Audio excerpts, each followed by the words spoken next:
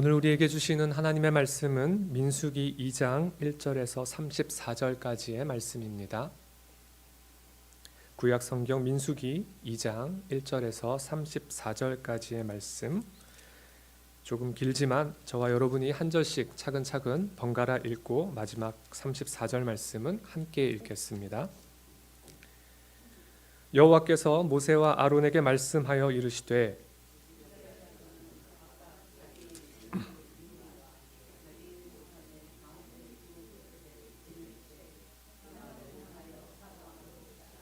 동방 해 돋는 쪽에 진칠 자는 그 진영별로 유다의 진영의 군기에 속한 자라.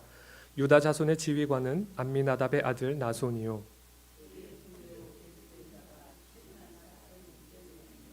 그 곁에 진칠 자는 이사갈 지파라. 이사갈 자손의 지휘관은 수알의 아들 느다넬이요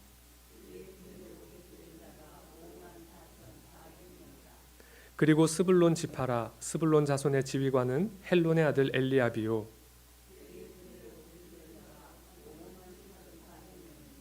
유다 진영에 속한 군대로 계수된 군인의 총계는 18만 6,400명이라. 그들은 제1대로 행진할지니라.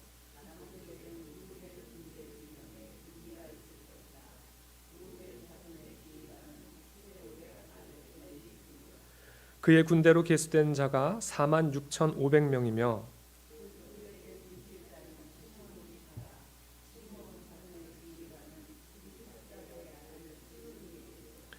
그의 군대로 계수된 자가 5만 9,300명이며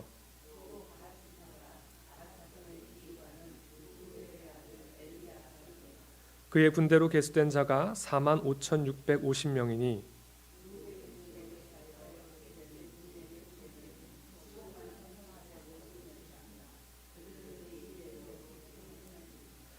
그 다음에 회막이 레위인의 진영과 함께 모든 진영의 중앙에 있어 행진하되 그들의 진친 순서대로 각 사람은 자기의 위치에서 자기들의 길을 따라 앞으로 행진할지니라.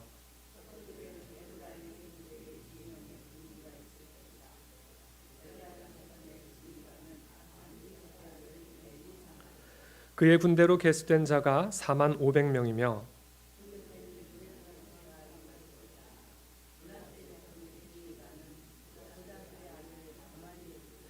그의 군대로 계수된 자가 3만 2,200명이며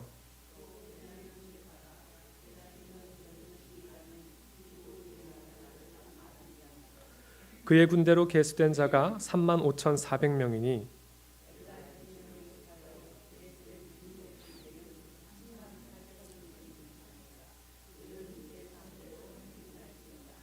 북쪽에는 단 군대 진영의 군기가 있을 것이라. 단 자손의 지휘관은 암미사대의 아들 아히에셀이요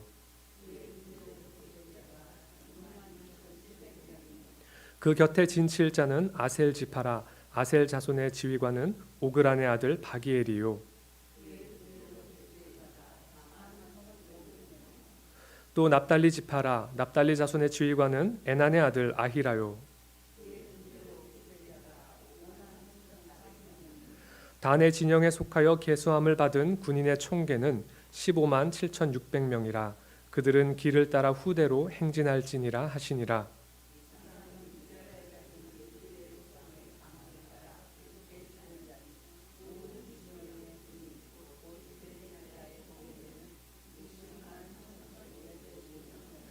레위인은 이스라엘 자손과 함께 계수되지 아니하였으니 여호와께서 모세에게 명령하심과 같았느니라.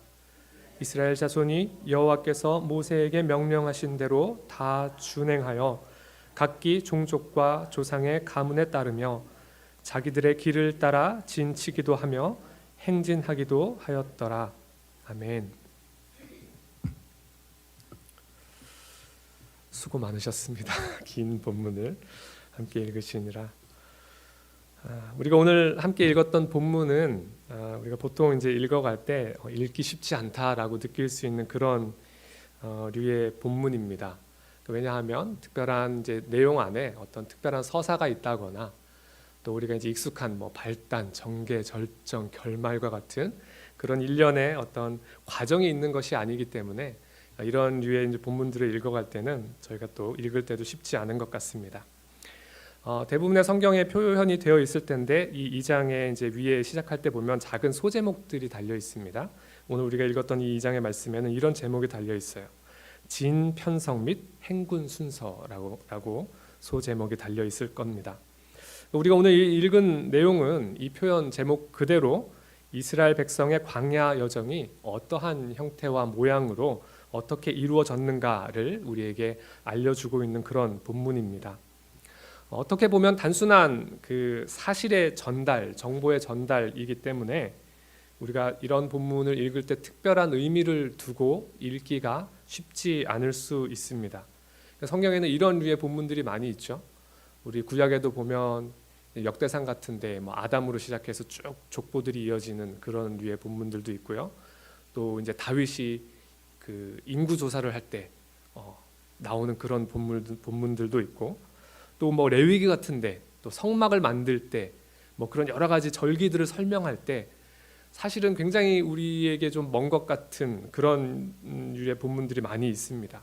뭐 몇 규빗으로 하고 뭘 가지고 만들고 뭘 어떻게 하고 색깔은 어떻게 하고 이런 류의 본문들을 우리가 많이 읽게 되죠.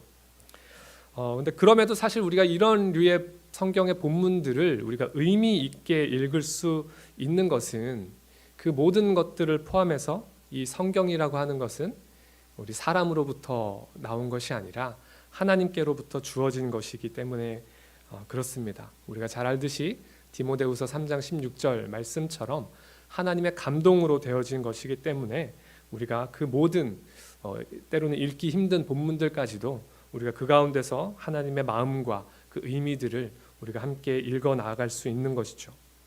언급드린 그 디모데후서 3장 16절의 말씀, 하나님의 감동으로 되었다라고 하는 것의 조금 또 다른 표현은 우리에게 주어진 이 모든 말씀들이 실은 하나님의 관점과 하나님의 행하심을 기록하고 있다라고 하는 것입니다.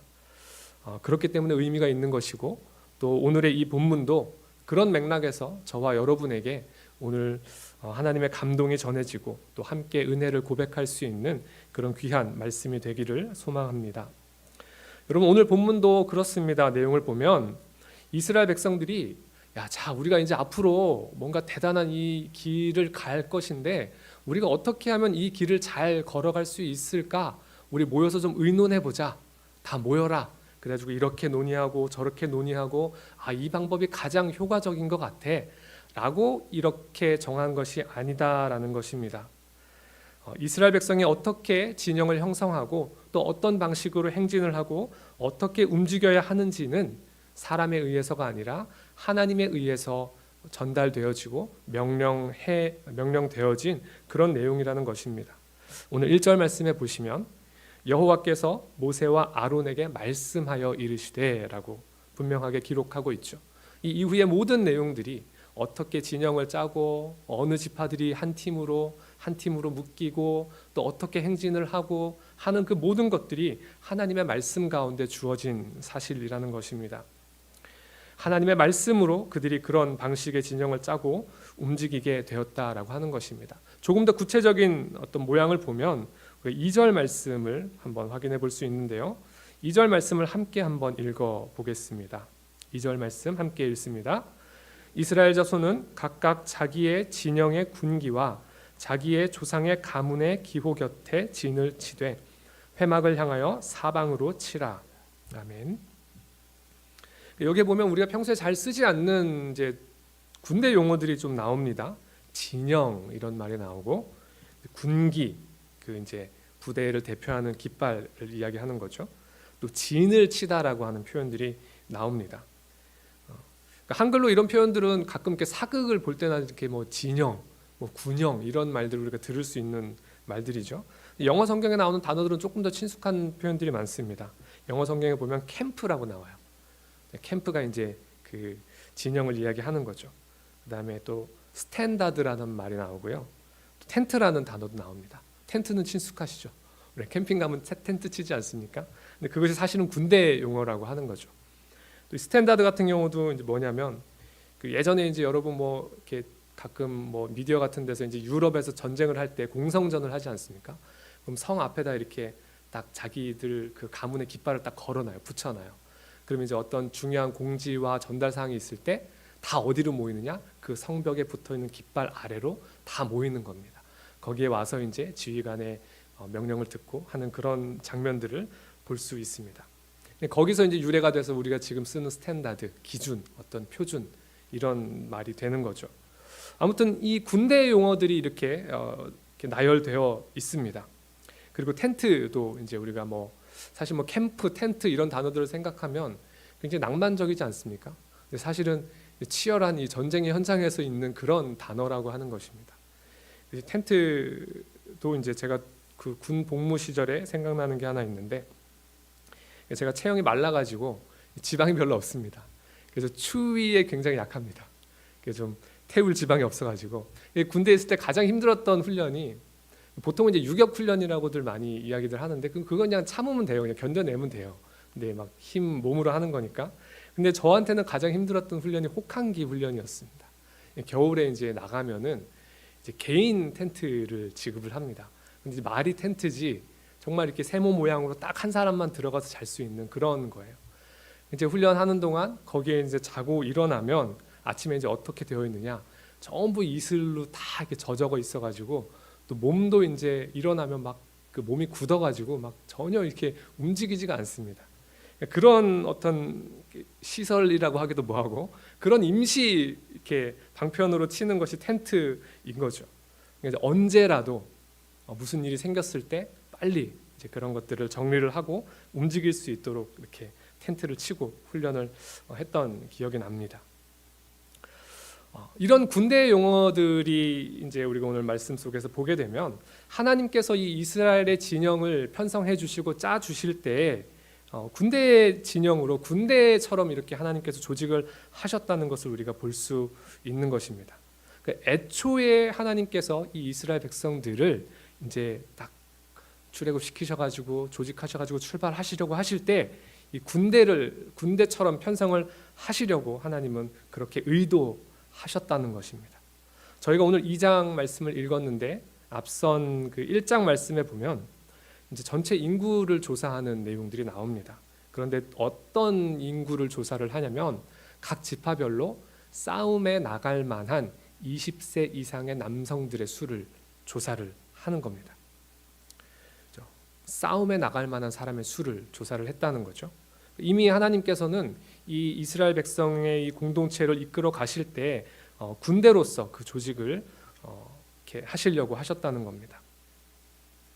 민수기 1장 2절 3절 말씀에 한번 확인해 보면 너희는 이스라엘 자손의 모든 회중 각 남자의 수를 그들의 종족과 조상의 가문에 따라 그 명수대로 계수할지니 이스라엘 중 20세 이상으로 싸움에 나갈 만한 모든 자를 너와 아론은 그 진영별로 계수하되라고 기록하고 있습니다. 애초에 하나님께서 이 이스라엘 백성을 이 광야 여정 가운데 이끌어 가시면서 하나님께서 상정하셨다는 것은 뭐냐면 바로 싸움이 있을 거라는 겁니다. 싸움이 있을 거기 때문에 이 당시 이스라엘 백성들은 잘 몰랐겠죠. 그러나 하나님의 섭리 가운데 그들이 걸어갈 그 광야의 여정은 싸움이 있는 곳이었습니다. 그렇기 때문에 하나님께서는 그들을 조직하고 이끌어 가실 때에 마치 군대의 조직처럼 그렇게 싸움에 나갈 만한 자도 계수하고 그렇게 군대의 조직으로 하나님께서 시작하셨다라고 하는 것입니다. 그래서 이스라엘의 이 광야 여정은 단순히 그냥 낮에는 뜨겁고 밤에는 춥고 막 모래 사막을 걸어가는 그런 정도의 힘든 길이 아니라 단순히 그런 힘듦을 넘어서서 정말 생명의 위협을 느낄 수도 있는 그러한 싸움이 있는 전투와 전쟁이 있는 그런 여정이 앞으로 벌어질 이스라엘의 광야 여정이었던 것이죠. 그러면 하나님께서는 이 이스라엘의 삶의 그 무대를 왜 마치 전장과 같이 상정하시고 그들을 군대로 하나님께서 조직을 하셨는가? 그것이 무엇을 의미하는가? 언급드린 것처럼 그것은 우리의 신앙의 여정도 그렇다라고 하는 것입니다. 우리의 신앙의 여정도 마치 전쟁터와 같은 길을 걸어가는 것이고 또 저와 여러분은 그 길을 걸어가면서 수많은 싸움을 싸워야 하고 해내야 하고 때로는 그 싸움에서 질 때도 있을 것이고 때로는 그 싸움을 이길 때도 있을 것이고 그런 과정들을 부침을 반복하면서 마침내 최종적인 승리를 통해서 하나님의 약속의 성취를 우리가 누리게 될 것이다 라는 것을 하나님께서 우리에게 보여주시는 것이라는 겁니다. 우리가 잘 알듯이 실제로 이스라엘이 약속의 땅 가나안에 들어가기까지 수많은 싸움의 연속이었습니다. 어떤 싸움에서는 죄의 문제로 또 불순종의 문제로 정말 처절한 패배를 맛보기도 했고, 또 어떤 싸움에서는 정말 전적인 하나님의 그 은혜와 도우심 가운데 정말 말도 안 되는 승리를 거두기도 했습니다. 이스라엘의 이 광야 생활, 그들의 역사뿐만이 아니라 사실 성경 곳곳에서는 우리의 인생이, 우리의 신앙의 여정에는 반드시 대적자가 있고 그 대적과 싸워야 하는 싸움의 연속이다라고 하는 것을 우리에게 말씀해 주고 있습니다. 사도 바울도 이렇게 표현했습니다. 에베소서 6장 11절 12절 말씀에 보면 마귀의 간계를 능히 대적하기 위하여 하나님의 전신갑주를 입으라. 우리의 씨름은 혈과 육을 상대하는 것이 아니요 통치자들과 권세들과 이 어둠의 세상 주관자들과 하늘에 있는 악의 영들을 상대함이라. 이렇게 말씀합니다. 대적자가 있다는 거예요. 그 대적하기 위해서 우리는 전신갑주를 입어야 하고 우리의 씨름은 우리의 싸움은 악의 영들을 상대하는 것이다 라고 이렇게 이야기했습니다. 유명한 말씀이죠. 디모데후서 4장 7절의 말씀도 바울이 이렇게 고백을 하죠. 나는 선한 싸움을 싸우고 나의 달려갈 길을 마치고 믿음을 지켰으니 라고 고백합니다. 저와 여러분의 이 인생의 여정은, 이 신앙의 여정은 이처럼 싸움을 빼고는 생각할 수가 없는 그런 여정입니다. 그런데 이 싸움은 혈과 육을 상대하는 싸움이 아니라 내가 기분 나쁘고 화났다고 길 가는 누구와 싸우는 그런 싸움이 아니라 맨날 집에서 남편과 자식과 지지고 볶는 그런 싸움이 아니라, 그렇죠? 악의 영을 상대하는 마귀의 관계를 대적하는 그런 싸움이다라고 이야기하고 있는 것이죠. 그래서 우리는 이것을 영적 싸움이다라고 보통 표현을 하죠. 이런 싸움을 싸울 수밖에 없는 것이 그리스도인들의 태생적인 삶이다라는 것입니다. 그것이 우리가 성경을 통해서 확인할 수 있는 우리의 인생이고 우리의 믿음의 길이라고 하는 것입니다. 오늘 우리가 읽었던 이 민수기의 오늘 특별히 2장의 장소적인 배경을 보면 아직도 여전히 시내산에 머물러 있는 상황입니다. 이스라엘 백성들이 출애굽 이후에 홍해를 건너고 이제 시내산에 이르렀는데 하나님께서 이 시내산에서 특별한 일을 그들에게 하나 행하십니다. 그것은 뭐냐면 본래 하나님께서는 이 출애굽 해내실 때 모세를 불러서 모세에게 한 가지 약속을 하십니다. 너희는 이스라엘 백성들 너희는 내 백성이 되고 나는 너희의 하나님이 될 것이야 라고 모세에게 그 약속의 말씀을 하십니다. 그런데 이 시내산에서 하나님께서 어떤 일을 행하시냐면 바로 그때 모세에게 주셨던 그 약속의 말씀을 온 이스라엘 앞에서 공식적으로 선포하시는 일을 행하십니다. 그 하나님의 약속의 표징이 바로 시내산에서 있었던 하나님의 임재 사건이고, 그리고 또 그때 모세를 통해서 백성에게 주셨던 하나님의 말씀이죠. 십계명이라고 하는 것입니다. 출애굽기 19장 18절 말씀에 보면 이 하나님의 임재를 이렇게 표현합니다. 우레와 번개와 빽빽한 구름 가운데 막 나팔 소리가 들리고 불 가운데 임하시는 하나님의 모습이 나타났다 그랬어요. 온 이스라엘 백성들이 그것을 보게 되는 것입니다. 그리고 그 이후에 하나님의 명령을 따라서 예물들을 하나님께서 모으라고 하십니다. 그리고 무엇을 만듭니까? 성막을 만들라고 명령을 하십니다. 출애굽기 25장 8절에 보면 하나님께서 이 성막을 뭐라고 표현하셨냐면 그들 중에 거할 성소라고 말씀하셨습니다. 이 원어의 의미를 좀 더 표현해 보면 내가 그들 중에 거할 것이다 라고 하나님께서 말씀하셨어요. 성막을 명령하시면서. 그러니까 지금까지 이 백성들의 입장에서는 어쩌면 하나님이라고 하는 분은, 그 하나님이라고 하는 존재는 지금까지는 어떻게 보면 이 모세라고 하는 특별한 사람과 그런 특별한 임재가 있을 때만 그런 하나님의 말씀을 들을 수가 있었는데, 이제는 하나님께서 명령하신 이 성막이라고 하는 그것을 통해서 바로 우리와 함께 하신 하나님, 나와 함께 계시는 그 하나님을 그 모든 백성들이 이제 실제적으로 인식할 수 있게 되었다는 것입니다. 더 이상 모세와만 계신 하나님이 아니에요. 더 이상 그 시내 산에서 특별한 장면으로만 계신 하나님이 아니었다라는 것입니다. 바로 우리 중에 나와 함께 계시는 하나님을 그들이 경험하게 되는 것입니다. 하나님께서 친히 우리 가운데 오셔서 우리와 함께 계시고 우리를 인도할 것이다. 그래서 하나님께서 성막을 명령하셨고 그 성막의 가장 깊은 자리에 지성소를 두셨고 그곳에 하나님의 말씀을 보관하는 언약궤를 두게 하셨습니다. 그리고 이제 이스라엘은 그 성막을 통해서 친히 그들 가운데 계시는 하나님을 보면서 약속의 땅을 향해서 출발하게 되는 것입니다. 그러니 여러분, 저와 여러분이 걸어가는 이 신앙의 여정, 이 믿음의 길에서 가장 중요한 것이 바로 이 하나님의 임재이고 하나님의 말씀입니다. 그것을 바라보는 것이 가장 중요한 포인트가 되는 것이죠. 그래서 내가 그것을 이 하나님의 임재와 이 하나님의 말씀을 내가 망각하지 않고 혹은 때로 내가 업수히 여기지 않고 언제나 나와 함께 계시는 하나님을 향한 이 믿음의 고백을 지켜나가는 것, 하나님의 임재를 갈망하는 것, 하나님의 말씀을 바라보고 그 말씀대로 살아가기 위해서 발버둥 치는 것, 그것을 위해서 바로 저와 여러분이 오늘도 싸워 나아가고 있다라는 것입니다. 그것을 지키기 위해서 저와 여러분은 싸우고 있는 것입니다. 그리고 반대로 악의 영들은 이것을 무너뜨리기 위해서 우리에게 덤벼드는 것이죠. 그래서 하나님께서는 오늘 말씀 가운데도 보면 우리가 어떻게 그 광야의 길에는 싸움이 있을 것인데 어떻게 그 광야의 길을 걸어가야 하며 싸워야 할 것인가에 대해서 보다 더 구체적으로 우리에게 그것을 보여주십니다.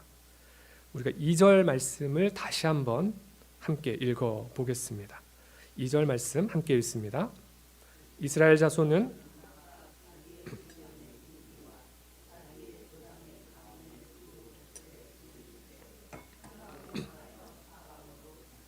아멘. 마지막에 뭐라고 되어 있죠? 회막을 향하여 사방으로 치라 이렇게 되어 있습니다. 진을 치는데 이거 지금 캠핑인 거예요. 진을 치는데 회막을 중심으로 사방으로 치는 겁니다. 이 회막은 이제 성막 같은 표현인데 The Tent of Meeting이라고 되어 있어요. 그러니까 모세가 특별히 하나님을 만나서 말씀을 받았던 그런 이제 의미를 부여한 용어입니다. 근데 사방으로 그 회막이 있는데 성막이 있는데 그 사방으로 주변으로 회막을 둘러서 진을 치라라고 말씀하셨습니다. 이것이 여러분 무엇을 의미하는 것입니까? 우리가 그 광야의 길을 걸어갈 때 각자 자기가 원하는 대로 자기 편한 곳에서 캠핑을 하는 것이 아닙니다. 자기 원하는 대로 하는 것이 아니라 반드시 이 중심에 회막을 두고 그 주변을 둘러서 영어 성경에 보면 around라고 되어 있어요. 그 주위에 둘러서 진을 쳐야 한다라고 하는 것입니다. 그래서 그 구체적인 내용이 오늘 우리가 읽었던 본문 속에 쫙 나오는 것이죠. 3절부터 31절까지의 말씀이 그거예요. 그들이 이제 행진할 때 어떤 모양을 가지고 어떻게 진을 쳐서 가는 건지가 나오고 있습니다. 그런데 17절 말씀에 보면 이 회막이 레위인 진영과 함께 중앙에 있다라고 말씀하고 있습니다. 이것이 하나님께서 정해주신 아주 주요한 어떤 원칙이었던 겁니다.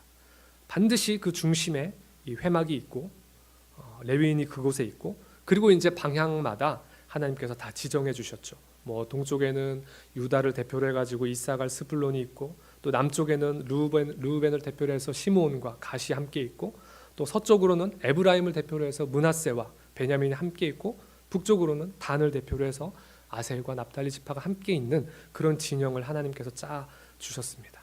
그래서 이제 진행하는 방향은 동쪽으로 유다 진영을 일대로 해가지고 진행을 하고 그런 표현들이 쭉 이제 나오는 것이죠. 이러한 사실은 그들이 성막에 진을 칠 때도 또 행진할 때도 그 가운데의 중심에 이 성막이 하나님의 진이 가운데 있었어야 한다라고 하는 사실은 저와 여러분의 이 믿음의 여정에 있어서도 바로 하나님의 임재와 하나님의 말씀이 그 중심에 있어야 한다라는 것을 알려주는 것입니다. 마치 이 자전거 바퀴의 축과 같습니다. 자전거 바퀴가 이렇게 있죠. 근데 그것이 바퀴로서의 기능을 하려면 어떻게 가능합니까? 일단 축이 있어야 되죠. 그리고 그 축을 중심으로 사방으로 뻗어나간 바퀴살이 있어야 이제 바퀴가 타이어가 이제 연결이 될 수가 있죠. 오늘 사방으로 진을 치라라고 말씀하신 그 하나님의 어떤 명령이 마치 이런 바퀴 같이 우리의 삶의 중심에 그 축에 하나님의 임재와 하나님의 말씀을 두어야지만이 우리의 삶이 굴러갈 수 있다라고 하는 것을 우리가 생각해 볼 수 있는 말씀인 것입니다. 그래서 우리가 믿음의 길을 걸어가면서 이 하나님의 임재를 기대하고 갈망하지 않는다면, 우리가 하나님의 말씀을 바라보지 않는다면, 하나님이 우리 믿음의 삶의 이 중심이 되지 않는다면 우리는 온갖 전투와 전쟁이 도사리고 있는 이 믿음의 여정을 온전히 걸어갈 수가 없다라고 하는 사실을 저와 여러분이 꼭 기억했으면 좋겠습니다. 요즘 우리가 신앙생활을 하게 되면 사실은 이렇게 너무 편한 신앙생활을 하고 있죠. 우리가 잘 이 신앙생활이 싸움이다라는 것을 잘 인식하지를 못합니다. 그런데 우리가 또 사순절의 기간을 지나가면서 또 오늘 말씀을 통해서도 우리가 어떻게 보면 늘 하나님의 말씀을 가까이 해야 하고 읽고 묵상하고 상고해야 하는 이유가 바로 우리에게 있는 그 싸움에 대해서 우리가 영적으로 민감하게 인식하고 싸워서 이기기 위해서 우리가 하나님의 말씀을 무기 삼아야 하기 때문에 그런 것입니다. 그래서 우리가 너무 편한 것보다는 우리가 조금 힘들어도 조금 불편해도 우리의 인생은 싸움이구나. 그래서 집에서 지지고 볶고 싸우지 마시고 여러분 하나님의 말씀 펴놓고 씨름하십시오. 그래서 그 의미를 묵상하시고 또 여러분 삶의 자리에서 어떻게 내가 이 말씀을 가지고 하나님 뜻대로 살아갈 수 있을까? 여러분 이것을 가지고 씨름하시고 싸우시는 우리의 삶이 되었으면 좋겠습니다. 여러분 이런 맥락에서 이 민수기를 계속 읽어가다 보면 하나님께서 이스라엘의 행진의 진영을 왜 이렇게 구성하셨는지 좀 더 구체적으로는 그 하나님의 은혜와 사랑이 얼마나 큰지를 우리가 볼 수 있는 정말 놀라운 장면이 하나 있습니다. 민수기 9장에 한번 가보면 15절 이하의 말씀에 보면 이제 성막 위에 머물러 있는 구름에 대해서 우리에게 보여줍니다. 근데 그 어떤 내용이냐면 그 구름이 떠오르면 이스라엘 백성이 행진을 하는 거예요. 그리고 그 구름이 머물러 있으면 이스라엘 백성도 그 자리에 머물러 있는 것입니다. 그런데 이 구름이 변신을 합니다. 낮에는 구름 모양으로 있고요, 밤에는 불 모양 같은 것으로 성막을 덮었다라고 성경이 기록하고 있습니다. 우리가 소위 말하는 구름 기둥, 불 기둥이 되는 거죠. 이 전체 진영의 중심에 늘 이 함께하시는 하나님의 함께하심의 역사를 모든 이스라엘이 지금 보고 있는 것입니다. 오늘 본문 32절에 보면 이 모든 진영에 계수된 군인, 싸움에 나갈 만한 자를 셌잖아요. 총 개가 나옵니다. 오늘 32절 말씀에 60만 3,550명이에요. 근데 이건 남자만 센 거잖아요, 여러분. 그럼 적어도 한 명당 함께 연결된 가족들 사실 2명, 3명만 생각해도 3명, 4명만 생각해도 200만 이상은 좋게 되는 그런 인구인 거예요. 이것이 어느 정도의 그런 규모냐면, 여러분 가끔 이제 우리나라 뉴스에 보면은 사람들이 광화문에 모여서 집회를 하지 않습니까? 근데 이런 멘트가 많이 나와요. 주최 측 추산 100만 명이 모여서 시위를 했다. 근데 이제 거기에 자료 화면으로 나오는 걸 보면 사실은 주최 측 추산이니까 100만 명이 안 되죠. 좀 뻥튀기를 해가지고 우리 많이 모였다라고 얘기를 하는 건데, 근데 그런 건데도 이 자료 화면에 나오는 거 보면 이 길 끝에서 저 길 끝까지 빽빽하게 사람들이 있는 것을 우리가 볼 수 있습니다. 그렇죠?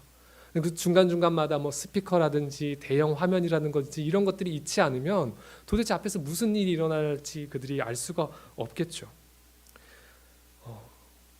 그 정도의 숫자인 거예요. 이 이스라엘 백성들이 지금 모여 있는 상황에 그 모두가 바라보아야 할 그 하나님의 임재가 이 이스라엘 백성들의 진영이 이 사방으로 쳐져 있지 않았다라고 한다면, 하나님께서 그렇게 구성하지 않으셨다라고 한다면, 멀리 있으면 만약에 일자로 있거나 이렇게 있으면 우리가 자료 화면을 봐서 알겠지만 앞에서 뭔 일이 일어나는지 몰라요. 그런 상황이 되는 거죠. 그렇지만 이스라엘 백성들이 그런 하나님의 편성을 통해서 그들이 아무리 사람이 많아서 멀리 떨어져 있었을지라도 그들이 그 진영 안에만 있었다라고 한다면, 그렇죠? 그들이 어디에서든 어느 방향에서든 구름으로 덮인, 불로 덮인 그 하나님의 임재와 하나님의 함께하심의 역사를 그들이 바라볼 수 있었다라고 하는 거죠. 오늘 이스라엘 백성들이 행진할 때 군대의 조직처럼 하나님께서 조직하신 것, 그리고 그 가운데 성막을 두시고 모든 지파가 이 성막 주위를 둘러서 사방으로 진을 치게 하신 것, 이것은 바로 하나님께서 오늘 저와 여러분에게 우리가 걸어가야 할 신앙의 여정은 어떠한 길인지, 또 그 길을 걸어갈 때 우리가 바라보아야 할 것이 무엇인지를 우리에게 말씀해 주고 계신 것입니다. 하나님께서 어떻게 보면 이런 구조와 또 성막을 통해서 우리에게 함께 계시는 그 하나님의 존재에 대해서 우리에게 나타내 보여주셨다라고 한다면, 다음으로 생각할 것은 우리가 있어야 할 그 위치, 그 태도에 대해서 하나님께서도 구체적인 말씀을 해 주십니다. 우리가 17절 말씀을 함께 한번 읽어 보겠습니다. 17절 말씀 함께 읽습니다. 그 다음에 회막이 레위인의 진영과 함께 모든 진영의 중앙에 있어 행진하되 그들의 진친 순서대로 각 사람은 자기의 위치에서 자기들의 길을 따라 앞으로 행진할지니라. 아멘. 여기 이제 자기의 위치에서라고 하는 표현이 나옵니다. 그래서 오늘 말씀의 제목을 자기의 위치에서라고 정했는데요. 각 사람이 어느 지파에 속해 있든지 어느 방향에 있든지 간에 자기가 속한 그 위치에 바르게 서 있기만 하면 그들은 이 하나님의 함께 하시는 그 역사를 누리면서 광야 길을 걸어갈 수 있었던 겁니다. 여러분, 지난 주일에 담임 목사님께서 설교하실 때에 교회 공동체에 대해서 말씀하셨습니다. 그러면서 도마의 예를 드셨는데 이런 표현을 하셨어요. 그때 내용 중에 도마가 이 제자들의 무리를 떠나지 않고 그 자리에 머물러 있었기 때문에 주님을 새롭게 만날 수 있는 그런 은혜를 누렸다라고 말씀하셨죠. 기억하시죠? 네. 그럼 우리 그리스도인에게 있어서, 신앙인에게 있어서 자기의 위치에 있다라고 하는 것은 바로 그런 겁니다. 우리가 때로는 이 광야의 길을 걸어가면서, 믿음의 길을 걸어가면서 때로는 뭔가 좀 어렴풋할 때가 있어요. 명확하지 않을 때가 있어요. 내가 걸어가는 이 길이 정말 맞는 것인가 불확실할 때가 있어요. 때로는 우리 삶에서 어려운 일고 힘든 일, 환난을 만날 때마다 때로는 하나님의 관계 속에서도 우리가 하나님 살아계신 거 맞아? 하나님 나 사랑하시는 거 맞아? 이런 의심을 품을 때도 있다라고 하는 겁니다. 그런 어려운 시간들도 우리가 있다라고 하지만 신앙인에게 있어서 자기의 위치에 있다라고 하는 것은 그럼에도 불구하고 믿음의 길, 최소한 그 언저리에라도, 그 경계라도 있어야 되는 것입니다. 내가 레위 지파로 부름 받았든지, 유다 지파로 부름 받았든지, 아니면 우리가 성경에서 좀 익숙하지 않은 이름들이잖아요. 단 지파, 아셀 지파 이런 건 잘 유명하지도 않은 것 같아요. 우리가 마치 그런 사람인 것 같더라도, 그렇죠? 우리가 나이가 많든지 적든지, 돈이 있든지 없든지, 우리가 어떤 직업을 가졌든지, 우리가 어디에서 어떤 역할을 가지고 살아가든지, 중요한 것은 바로 우리가 머물러 있어야 할 공동체 안에서, 믿음의 공동체 안에서 각자에게 주어진 사명대로 자기의 위치에 바르게 서 있는 것입니다. 그렇게 서 있을 때에 우리는 우리가 바라보고 갈망하던 그 하나님의 이 구름 기둥의 역사, 불 기둥의 역사를 우리가 날마다 보면서 그 믿음의 길을 걸어갈 수 있는 거예요. 저와 여러분의 삶이 그런 삶이 되어지기를 소망합니다. 이제 말씀을 맺겠습니다. 저와 여러분은 예수 그리스도를 믿음으로 하나님의 자녀가 되었습니다. 그렇죠? 그리고 우리가 약속받은 놀라운 선물이 있죠. 영원한 생명을 약속받았습니다. 바로 우리가 예수 그리스도를 만나고 그 이후에 우리 믿음의 여정은 바로 우리에게 주신 이 영원한 생명, 좀 더 구체적인 어떤 모양으로는 요한계시록에 나오죠. 새 하늘과 새 땅에서 영원히 하나님을 찬양하며 살아가는 그 약속의 최종적인 성취를 향해서 우리가 나아가는 삶이다라고 하는 것입니다. 그런데 이 믿음의 여정은 결코 쉽지 않다라고 하는 거죠. 전투와 전쟁이 있을 수밖에 없는 길이라는 것입니다. 광야의 길을 지나가야 합니다. 많은 유혹과 싸움이 도사리고 있습니다. 어찌 보면 우리가 걸어가는 이 믿음의 여정은, 이 광야의 길은 어떻게 보면 저와 여러분 모두 다 동일하게 이 땅에서 가지고 갈 수 있는 건 아무것도 없잖아요. 그런 의미에서 우리가 살아가는 이 길은 정말 아무것도 없는 그런 길일 수도 있습니다. 그러나 여러분, 우리가 말씀을 통해서 확인할 수 있는 것은 무엇입니까? 아무것도 없는 그 곳일지라도, 아무것도 없는 그 길일지라도, 그러나 그 가운데 강을 내시는 하나님을 우리가 만날 수 있는 것 아니겠습니까? 오늘 이스라엘 백성들을 보면 아무것도 없는 길에서도, 그러나 동시에 이 믿음의 길은 전부가 있는 길이라는 것을 성경이 우리에게 알려주고 있다는 것입니다. 그들이 만나를 먹었고요, 메추라기를 먹었고요, 물이 없을 땐 물도 마셨고요, 하나님의 구름 기둥과 불 기둥의 역사를 보며, 그래서 오죽하면 신명기는 이렇게 기록하지 않았습니까? 그들의 옷이 헤어지지 않았고 발이 부르트지 않았다라고 그렇게 기록하지 않습니까?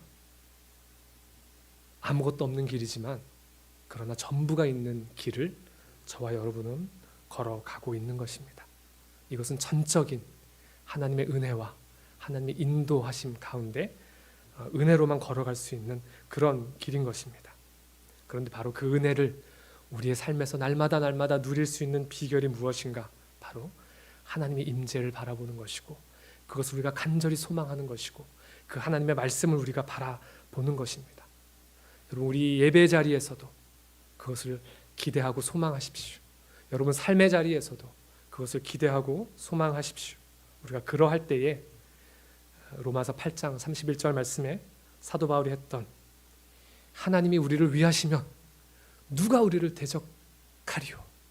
라고 했던 그 믿음의 담대한 고백이 오늘 저와 여러분의 고백이 될 줄 믿습니다. 각자 자기의 위치에서, 성경은 이 전쟁에 능하신 하나님의 모습을 엄청나게 많이 보여줍니다. 여러분 그 이유를 아시겠죠? 이 전쟁에 능하신 여호와 하나님을 저와 여러분이 각자 자기의 위치에서 온전히 신뢰하고 믿음 가운데 바라보면서 영원한 생명의 약속을 향한 이 믿음의 여정, 믿음의 길을 오늘도 넉넉히 걸어가시는 저와 여러분 모두가 될 수 있기를 주님의 이름으로 축복합니다. 기도하겠습니다. 하나님 감사합니다. 오늘도 우리에게 귀한 말씀을 통하여 우리의 인생 길이, 특별히 믿음의 여정이 어떠한 길인지를 말씀을 통하여 바르게 깨닫고 알게 하심을 감사합니다. 하나님, 우리는 참 편하게 살아가는 것 같지만 실은 엄청난 싸움이 있는 그런 길이고, 또 그렇기에 우리의 영이 깨어서 날마다 기도하며 하나님의 말씀 앞에서 그 싸움을 이기고 승리하고 나아가야 하는 길임을 우리가 다시 한번 확인하게 됩니다. 하나님, 그러나 우리는 연약합니다. 우리는 부족합니다. 우리의 가진 것으로 모든 것들을 다 할 수 있고 감당할 수 있다고 생각하지만, 그러나 실은 우리는 죄인이고 너무나 연약한 존재임을 고백합니다. 그렇기에 우리에게 하나님의 임재가 필요하고, 하나님의 그 임재의 역사가 필요하고, 하나님의 말씀이 필요함을 우리가 고백합니다. 하나님, 오늘 우리에게 그 하나님을 향한 간절한 소망을 더하여 주시고, 그래서 우리가 날마다 믿음의 여정을 걸어가는 그 순간순간마다 우리와 함께 하시며, 바로 여기 나와 함께 하시는 그 하나님의 역사를 날마다 경험하며 살아갈 수 있는 은혜를 우리 가운데 더하여 주시옵소서. 그래서 사도 바울과 같이 하나님이 우리를 위하시면 누가 우리를 대적하리요? 담대한 믿음의 고백 가운데 날마다 승리하며 살아가는 우리의 복된 삶이 되어질 수 있도록 은혜 부어 주시옵소서. 감사드리며 예수님의 이름으로 기도합니다. 아멘.